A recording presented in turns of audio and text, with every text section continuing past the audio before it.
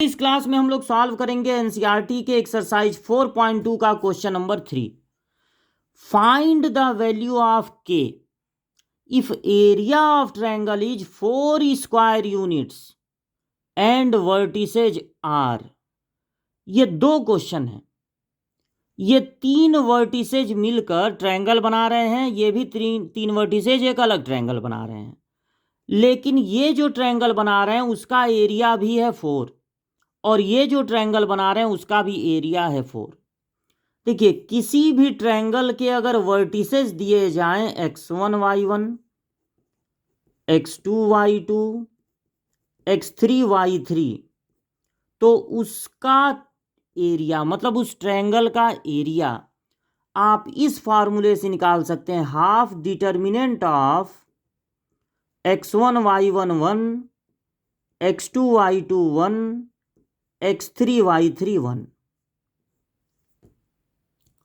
जब आप डिटर्मिनेंट से किसी ट्रायंगल का एरिया फाइंड करेंगे तो डिटर्मिनेंट की वैल्यू 0 भी हो सकती है, प्लस भी हो सकती है, माइनस में भी हो सकती है।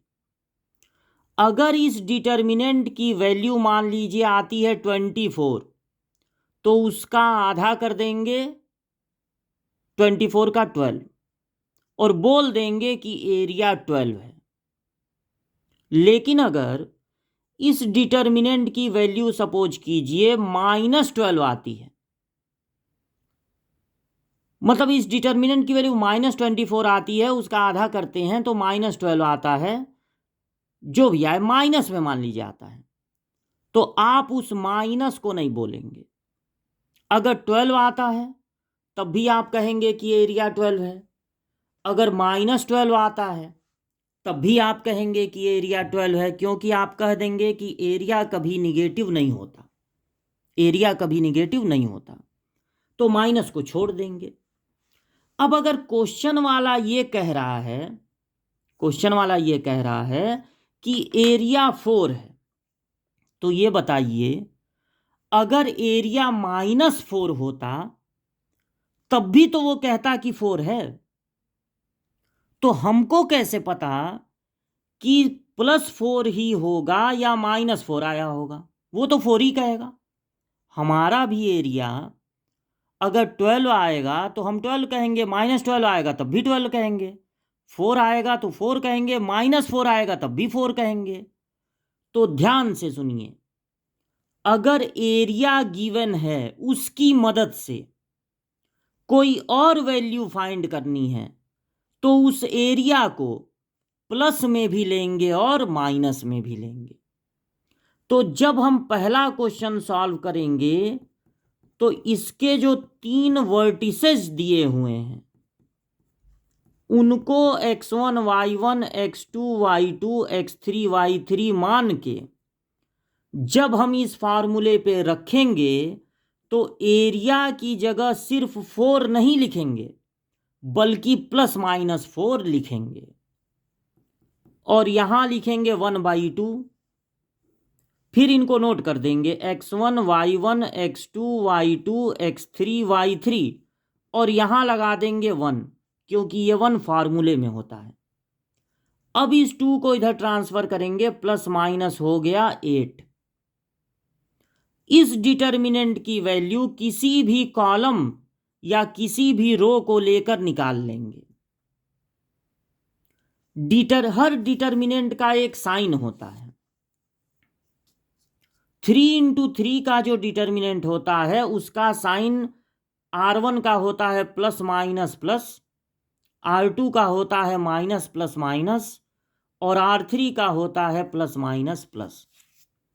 तो हमको यहां पर सबसे अच्छा लग रहा है C2, क्योंकि उसमें 2 जीरो हैं और इसका साइन होता है -+-।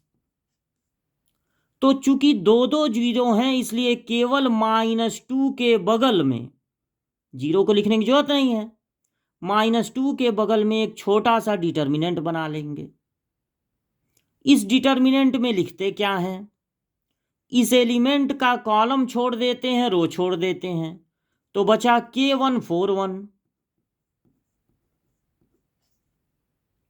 -2 लिख, ये वाला 2 तो इधर भेज दिए, 2 4 जा 8।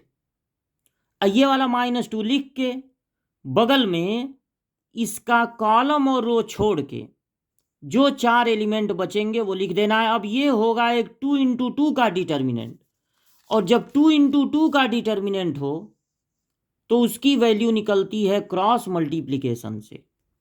तो सबसे पहले प्रिंसिपल डायगोनल का मल्टीप्लाई होता है। किसका मल्टीप्लाई होता है? ये प्रिंसिपल डायगोनल, के और 1 का मल्टीप्लाई के, फिर अपने तरफ से माइनस लगा देते हैं, 4 1 जा 4। अब ये हो गया +-8 इक्वल टू -2 के +8। अब एक बार +8 लेके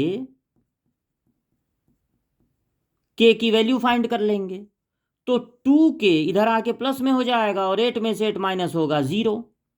2 से मल्टीप्लाई हो रहा है तो 2 से डिवाइड हो जाएगा, के की वैल्यू हो जाएगी 0।